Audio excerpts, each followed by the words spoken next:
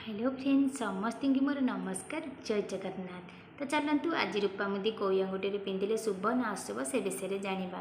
आपण लुण केवे तले पकेबे ना, जदि लुण तले पड़ जाए तेज लुगारे पोछंतु ना, एमती कले लुण पड़ धार खर्च पड़ो, तेणु आप समस्या पड़े से प्रति ध्यान दिंतु। आप समस्त किसी ना कि संकट आसे, जिते बड़े आसे तार उपाय कि आम न पाई तेज कौन करवा।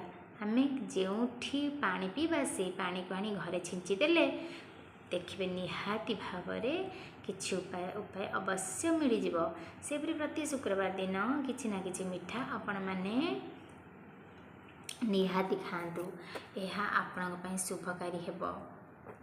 जितेबले आपणकर घरे पूजा कर समय कई अतिथि आसी तेबे यह बहुत शुभ होता है।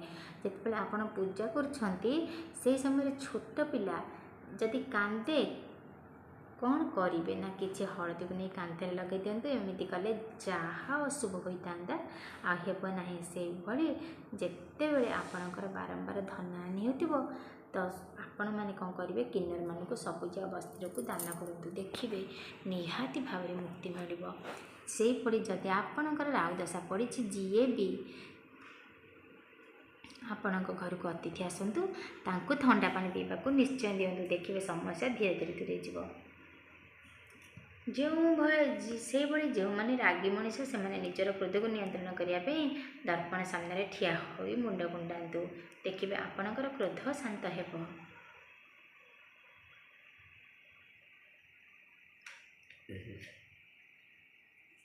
जदि बारंबार कार्य असफल होती तेज रूपामुदी टे पिंधतु। गुरुवार दिन शिव मंदिर जाई भगवान पाखे मोदी को पूजा करी यदि आपड़ से मोदी को अनामिका आंगुली पिंधती तेबे आपण शुभ होता है। जदि आपण मैंने मंदिर जाइछंती एवं आपणकर जोता कि चप्पल चोरी हो गला तेबे मन दुख नक कहीं आपणकर माने जो चप्पलटी चोरी होती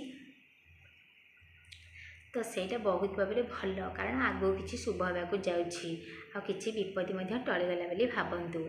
से भली कार्यसिद्धि जदि धला रंगर गणेश आपण घर स्थापन करते तेबे निहाती भाव में आपणकर कार्यसिद्धि करेंगे। आज विषय वस्तु रूपामुदीर किसी विशेषत्व चलतु जाना।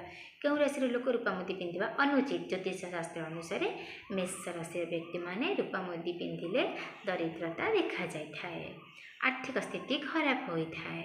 सिंह राशि व्यक्ति रूपामुदी पिंधा द्वारा अनुचित, कारण सिंह राशि इष्ट सूर्यदेव उत्तप्त और रूपा शीतलतार प्रतीक, यह परस्पर परिपूरक। ए राशि व्यक्ति रूपामुदी पिंधा द्वारा स्वास्थ्य और धन संबंधी असुविधा देखा जाए। धनु राशि व्यक्ति रूपामुदी पिंधा द्वारा दुर्घटनार सम्मुखीन हो पारती। महिला माने रूपामुदी पिंधा शुभ होता है, खास करी द्वितीय और तृतीय आंगुड़ी रूपामुदी पिंधिले स्वामी स्त्री दाम्पत्य जीवन सुख आसी थाए। रूपा थंडा जातीय धातु होइतिबारु जो माने रूपामुदी को पिंधती से क्रोध शांत होता है, रोग मध्य होई न थाए, खास करी